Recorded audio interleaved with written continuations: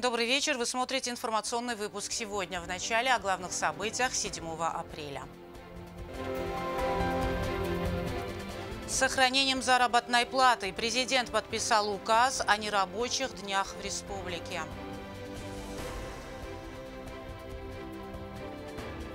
Ситуация в республике остается стабильной. На территории Южной Осетии не зарегистрировано ни одного случая заболевания. Легенда Остинского радио. 83 года со дня рождения Донары Гумаритовой.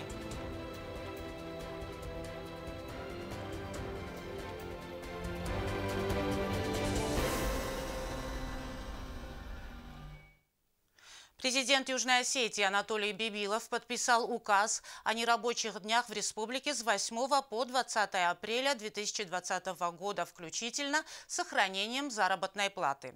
В указе говорится, в целях обеспечения санитарно-эпидемиологического благополучия населения в связи с распространением COVID-19 в соответствии со статьей 47 Конституции Республики Южная Осетия установить с 8 по 20 апреля нерабочие дни с сохранением за работниками заработной платы.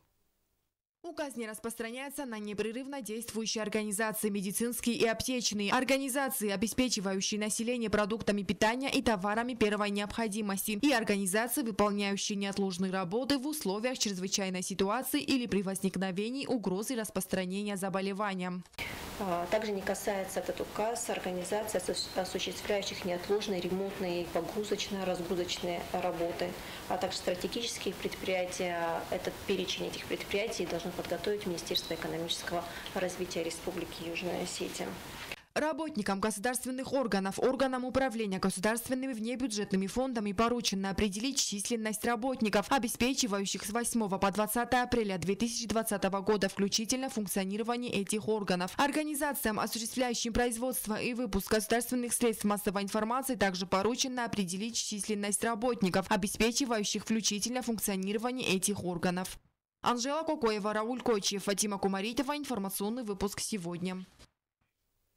Ситуация в республике в связи с пандемией коронавирусной инфекции остается стабильной. Не выявлено ни одного случая заболевания. В организациях соблюдаются меры безопасности. Около полусотни человек находятся в режиме самоизоляции. Продолжается и карантин. Тему продолжит Эльвира Тибилова. На сегодняшний день на территории Южной Осетии не зарегистрировано ни одного случая заболевания коронавирусной инфекцией. По данным Югосетпотребнадзора, на этот период на самоизоляции находятся 489 человек. Председатель комитета по надзору в сфере защиты прав потребителей и благополучия населения Марина Кочева отметила, что ситуация в республике остается стабильной. 4 человека находятся в стационарных условиях в карантине. Это 5 человек в городе, в инфекционном отделении республиканской больницы, и 1 человек в Знаурской районной больнице. За все это время было проведено лабораторных исследований по ПЦР-диагностике. 75 исследований было сделано, и все они отрицательные. Главный санитарный врач призывает жителей максимально серьезно отнестись к сложившейся ситуации и соблюдать все меры предосторожности. Сегодня я бы хотела, чтобы все-таки по возможности люди соблюдали режим самоизоляции, бывали дома, и особенно тем, которым было предписано самоизолироваться. К сожалению, такими же данными не могут похвастаться в России и, в частности, в северной части Осетии. По данным Министерства здравоохранения Республики Северная Осетия Алания, во Владикавказе в Республиканской клинической больнице скорой медицинской помощи скончался первый пациент с положительным результатом на коронавирус. Мужчине было 83 года. Смерть наступила в результате пневмонии на фоне тяжелых сопутствующих патологий. Ситуацию в Северной Осетии отслеживают и в Югосетпотребнадзоре. На сегодняшний день там зарегистрированы 8 случаев, подтвержденных лабораторно. И, конечно, это нас не может не волновать, так как в основном наши граждане выезжают в Северную Осетию. и есть большой риск заноса этой инфекции и на территорию Южной Осетии. Всего за последние сутки в России выявлено 1154 новых случаев коронавируса в 43 регионах. Больше всего инфицированных зарегистрировано в Москве, Санкт-Петербурге и Московской области. Здесь надо еще отметить, что возраст заболевших, больше 50% это заболевшие младше 45%.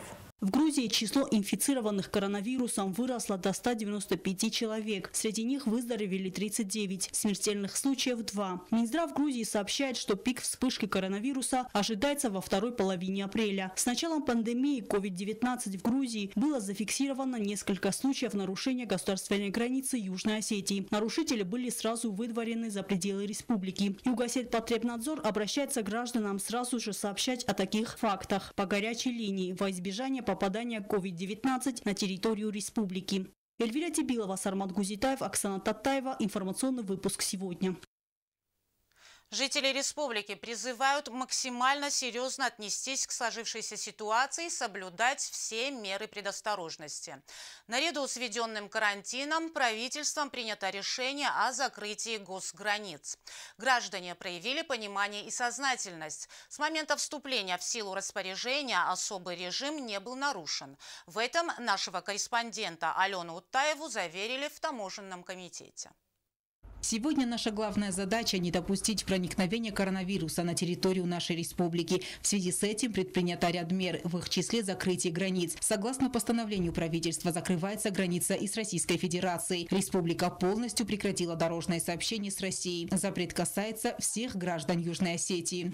В целях недопущения распространения коронавирусной инфекции правительством Республики Южная Осетия временно запрещается гражданам Южной Осетии пересекать границу в обоих направлениях. На пункте пропуска РОК по непривычному пусто, как отмечают сотрудники таможенного комитета, граждане Южной Осетии со всей серьезностью отнеслись к последним предпринятым мерам по недопущению проникновения вируса. И с тех пор, как постановление вступило в силу, никто не нарушил особый режим пересечения границы, заверили в таможенном комитете. Решение об ужесточении мер было принято на последнем заседании правительства. Комитету государственной безопасности Республики Южная Осетия и Министерство иностранных дел Республики Южная Осетия совместно с Министерством здравоохранения и социального развития и Комитетом по надзору в сфере защиты прав потребителей и благополучия человека в срок до 12 апреля 2020 года проработать и представить в правительство Республики Южная Осетия проект нормативно-правового акта, устанавливающего особый порядок пересечения государственной границы. Принятые меры обусловлены особыми обстоятельствами и, конечно же, носят временный характер. Поэтому население должно проявить понимание в целях собственной безопасности и безопасности своих сограждан. Алена Уттаева, Рауль Кочиев, Оксана Татаева. Информационный выпуск сегодня. В целях безопасности военного контингента Министерством обороны Республики Южная Осетия принято решение о переходе ведомства на особый режим работы. Боевая подготовка личного состава также проходит с соблюдением необходимых мер безопасности. Какие еще введены правила, узнавала Роза Тедеева. Министерство обороны перешло на особый режим работы. С учетом складывающейся ситуации из-за угрозы распространения коронавируса, руководство вооруженных сил предприняло меры, чтобы максимально обезопасить военнослужащих. Согласно приказу министра, отменены все массовые мероприятия, запрещены увольнения из расположения, а также выход за пределы войсковой части военнослужащим срочной службы. От исполнения обязанностей военной службы освобождены военнослужащие и служащие женского пола, которые осуществляют уход за детьми до 14 лет и беременные женщины.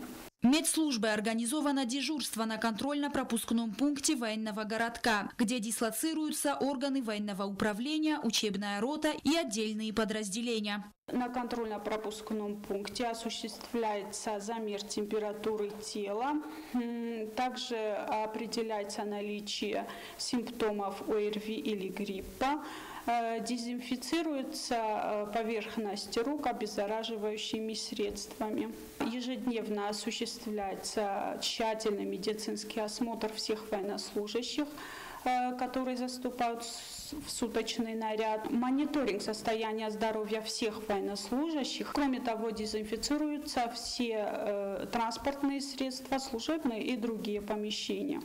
Руководство вооруженных сил также ограничило выезд служащих ведомства за пределы республики. В качестве исключений рассматриваются случаи крайней необходимости. Те военнослужащие, которые возвратились из служебных командировок, в обязательном порядке направляются на самоизоляцию. Боевая подготовка личного состава также проходит с соблюдением необходимых мер безопасности.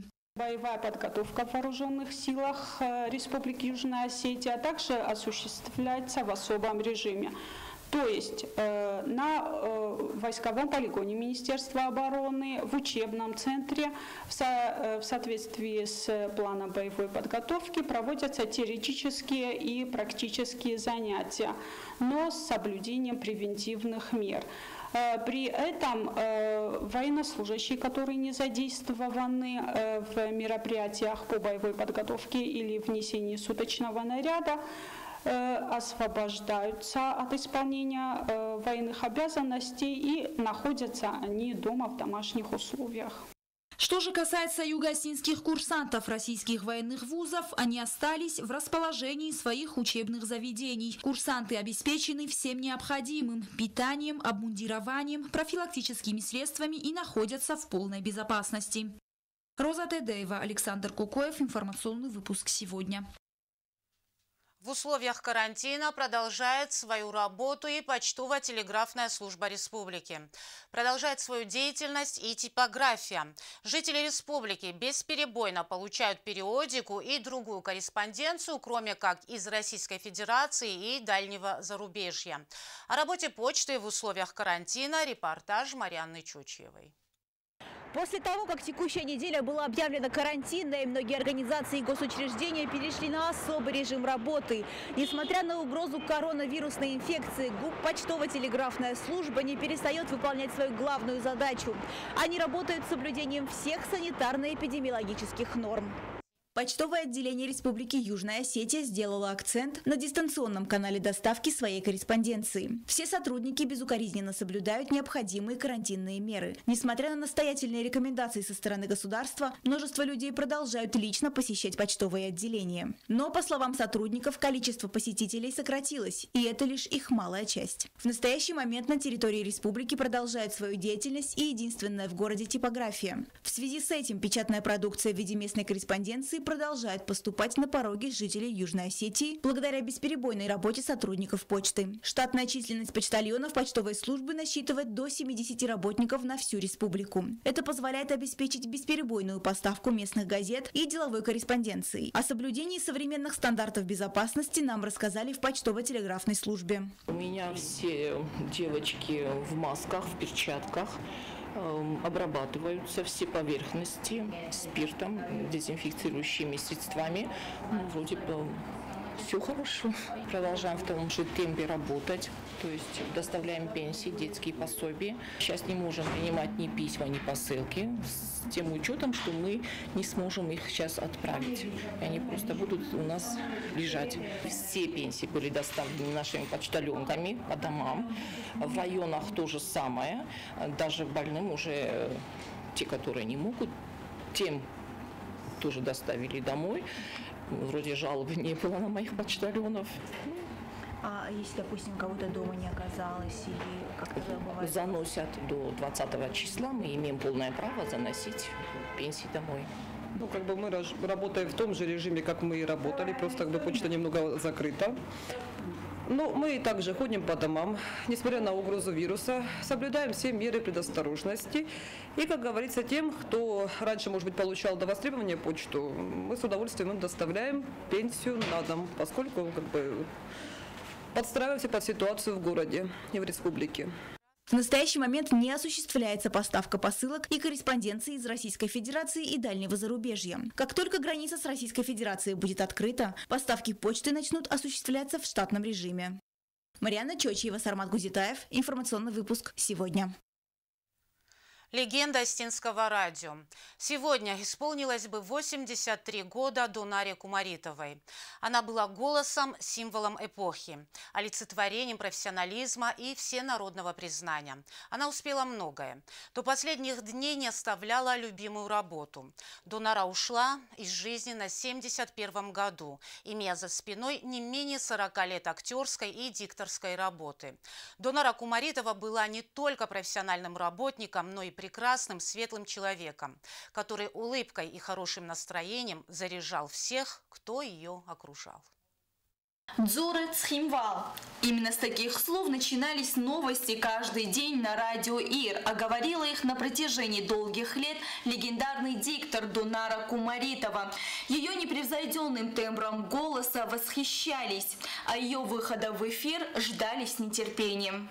Ее голос на протяжении многих лет звучал в каждом доме Южной Осетии. Ее по праву называют легендой осетинского радио, а ее голос – символом эпохи. Позывной Дзуре Цхимвал стала визитной карточкой знаменитого диктора юго-остинского радио. Ее голосу доверяли, и Донаре Кумаритовой по праву принадлежало звание самой узнаваемой ведущей на радио. Профессионал с большой буквы, и не только. Все помнят, каким веселым человеком она была. Душа компании. Так отзываются о Донаре все, кто близко был с ней знаком. Во время войны в 90-х грузины целенаправленно обстреливали один из стратегических объектов – радиовышку. Им удалось вывести из строя всю технику. У радищиков больше не было возможности вещать на Южную Осетию. Сегодня многие вспоминают, как, несмотря на то, что радио не выходило в эфир, работники радио каждый день приходили на работу, готовили эфир, собирали материалы. Среди них Донара Кумаритова, которая ежедневно готовила новостные выпуски. Донара Александровна, можно сказать, что была моей первой учительницей, которая мне провела уроки основ дикторского мастерства. Она, не жалея сил, всегда делала все, чтобы мы улучшали свое мастерство. Она делилась с нами своим опытом, своими знаниями, с удовольствием это делала всегда. Донара Кумаритова долгие годы проработала и в Государственном драматическом театре имени Костафи Тагурова. Она сыграла множество ролей на сцене театра, и именно ее голос звучал из громкоговорителя на театральной площади Цхимвала во время праздничных парадов. Она была человеком с большой буквы. Она была всегда в хорошем настроении. Она, можно сказать, своим настроением заряжала нас позитивной энергетикой. За спиной более 40 лет дикторской работы. Она не переставала служить выбранной профессии. Все свои знания старалась передавать молодому поколению. Донара Кумаритова оставила глубокий след в истории осетинского радио. За свою жизнь она успела многое, но самое главное – заслужила любовь огромной аудитории. Стелла Бязарова, Александр Кочьев, Фатима Кумаритова. Информационный выпуск сегодня.